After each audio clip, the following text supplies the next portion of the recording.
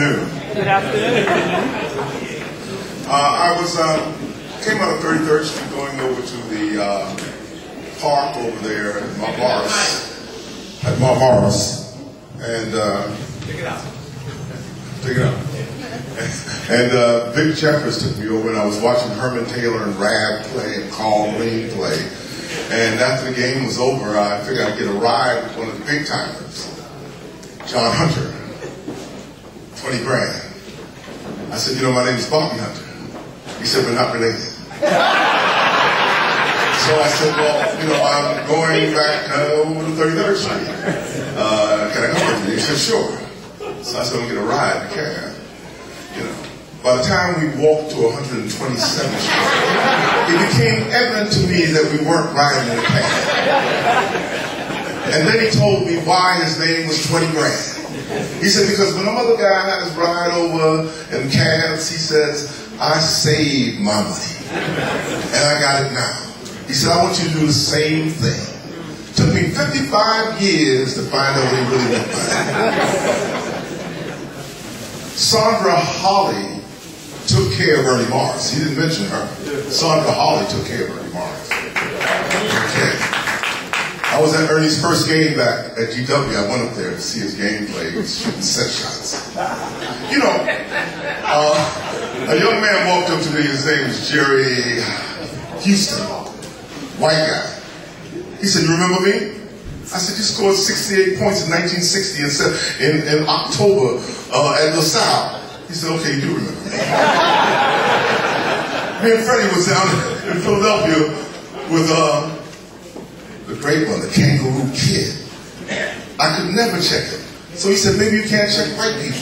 I said, well, maybe that's true. September 29th in Philadelphia, the Philadelphia group, Philadelphia Art and Craft and Sports, with the great Jimmy Sadler, they're having their award banquet there in Philadelphia. I urge you to come. Last year I was there honoring Earl Monroe, and I gave a great speech. I said, you know, we have a great chance here to elect a president. Not a black man, not a Democrat man, but an honest man. And I know some of you would like to wipe out having an election fixed underneath your nose. Now is your chance. The next thing I know, they flew me to Florida, and I was out there, campaigning like nobody's business. I got so enthused one time, I said, yes, and a vote for me. And the lady said, yeah, we'll vote for you, Bobby. Be careful what you ask for. Be careful what you ask for, because I said, well, maybe I ought to get a part-time job to cover expenses.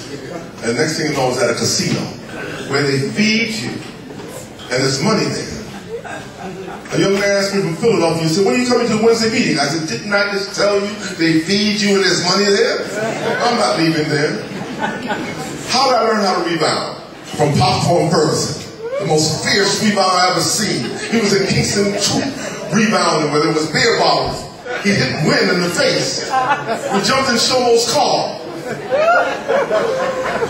One day I was walking down 128th Street and I ran into the great Cecil Watkins. And he said, for 25 cents, I'll teach you how to rebound and how to play basketball. But he did more than that. He was teaching us about life. Cecil was one of the greatest mentors of all time. He took me to meet Rucker. Cecil would tell me, you know, Bob, you know, we are going to do this piece here, but don't tell anybody. Keep that to yourself. When I met Rucker, I found out what life was about. He told us, he said, listen, if you don't go to the library and study, you'll end up pushing a cart. So, you can't have that. So I started studying. In this room is a great opportunity again. We have great educators here, great recreational people. We have a chance to recreate lives in Philadelphia, New Jersey, and New York. Some of the greatest educators and recreational people I know, such as Sonny Hill, of course. You know, part of Sonny and Cecil and Rucker got me to doing basketball clinics. I really didn't know what I was doing, I guess, you know, until Bobby Lewis came up and said, "I want to be like you." I said, "Oh, really?" He said, "You know, you go around doing basketball clinics and speaking to kids about life." I said, "Yeah, it's real easy. All I do is tell them the truth." For 40 years, I've been doing, like 1, 4, 5 clinics a week in different cities. So I average maybe 75 clinics a year. It's my passion to do this, and I think it's a part of our life. Floyd Lane, he kept telling me, he said, "We need to get our afternoon centers back together." Reason 4, kids came out of the centers and they were in the streets. When I were young, I went there at 3 o'clock, and then I went there at 10, and then I went to a weekly dance. That was truly great. Every once in a while, when you're dancing slow, Leroy Watkins would come up behind side and say, "You're moving too close." Leroy Watkins was my English teacher. He also took my knife in Cooper when the Imperial Knights was chasing me. He told me, he says, "I'm taking your knife because I want to save them." I said, "All 30 of them?"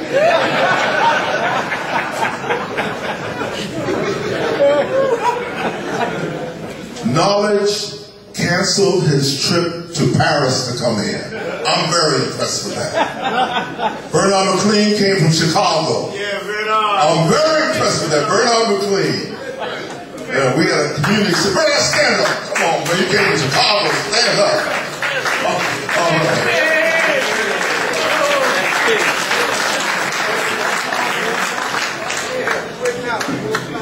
Ron Jackson and Billy Meggett, well, they're always here, so you know you can when I went down and they tricked me in the New York Knicks camp, they tricked me. They put me in a car, and I was there with Sam, Freddie Crawford, Tom Hoover, Jerry Nixon, and Al Ennis in a Mustang.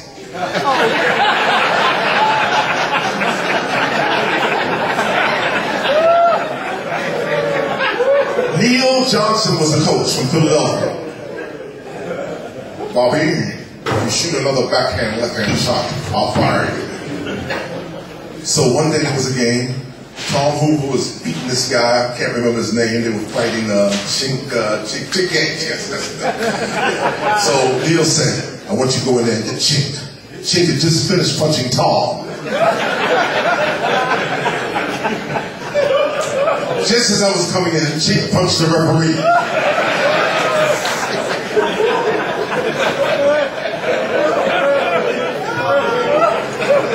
Ernie Morris was right. A lot of things happen to you in your life. Rucker told Bob McCullough to sweep the water out of the Rucker. There was a big puddle there, you know. So Ernie ended up getting a broom, and me and Ernie pushed the water out because Bob told us that Rucker told us to do it.